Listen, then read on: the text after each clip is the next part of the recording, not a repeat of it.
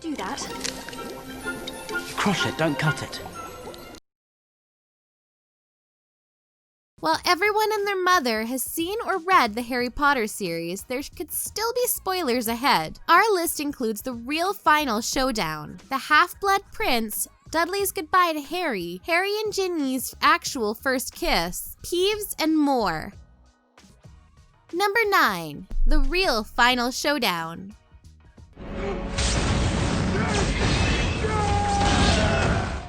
The final battle between the series' eponymous teenage wizard and the inhumanely villainous Lord Voldemort sees the fated foes battle throughout Hogwarts, or at least that's how it is in the movie version.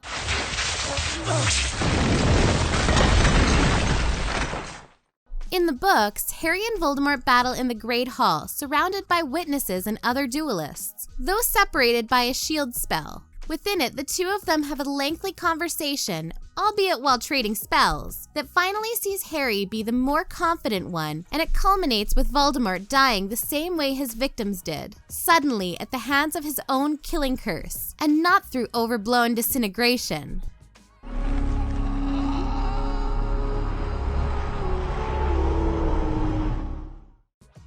Number 8. SPEW and House Elves in general.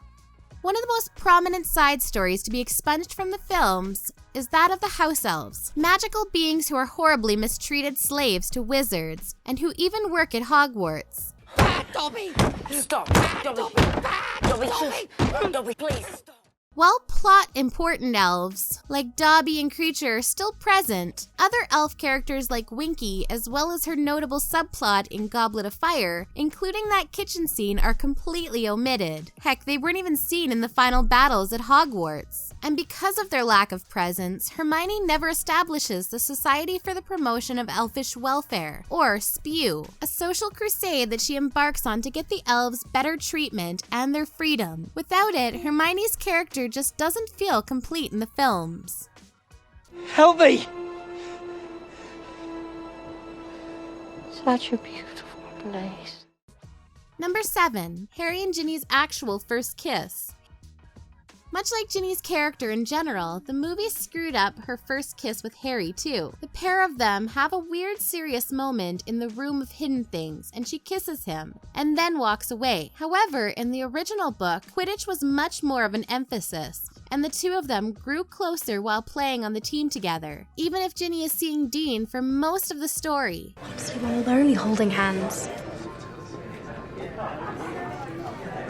And snogging. So when Harry can't play and Ginny takes his place and they win the Quidditch Cup, it's a moment of supreme joy for them both, and they kiss in the common room in front of everyone, in a culmination of the tension between them. Isn't that objectively and subjectively better? Number 6. Dudley's goodbye to Harry. Dursley family are incredibly horrible to Harry growing up, especially their son and Harry's cousin, Dudley, who relentlessly bullied him during their early years. Mummy! Dad, come here! You won't believe what this snake is doing!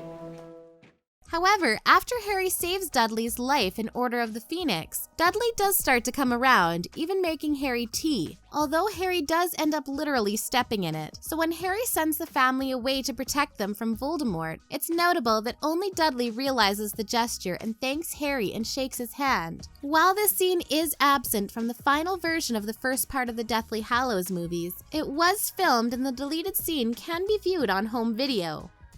I don't think you're a waste of space. Number 5. The Half-Blood Prince. Titular figure of the series' 6th installment, The Half-Blood Prince, is the apparent owner of a potions textbook that Harry acquires, whose notes help him excel at the subject for the first time, and gives him tips on various uncommon but useful spells. In the film, this is reduced to one spell. Also, the novel sees the prince's identity and Harry's use of spells he learns between the textbooks and pages to be a point of contention between Harry and Hermione. How did you do that? Crush it, don't cut it. No, the instructions specifically say to cut. Thus, by the end of the story, it ends up being a genuine shock to him and the readers that the prince is Professor Snape, whereas the film version excises so much that most greet the revelation during the climax with a mere shrug. You dare use my own spells against me, Potter? Yes. I'm the half-blood prince. Number 4. Potions Riddle. The final part of the first book in the series sees Harry, Ron, and Hermione facing a series of trials in order to catch up to a thief they believe to be Snape to take out the Philosopher's Stone, which Dumbledore has hidden in Hogwarts. We were just... You want to be careful. People will think you're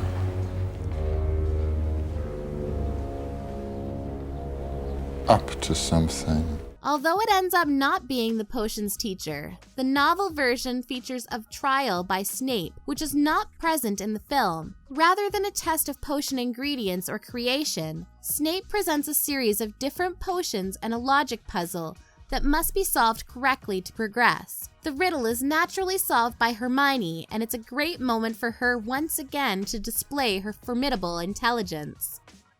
Lumos Solem!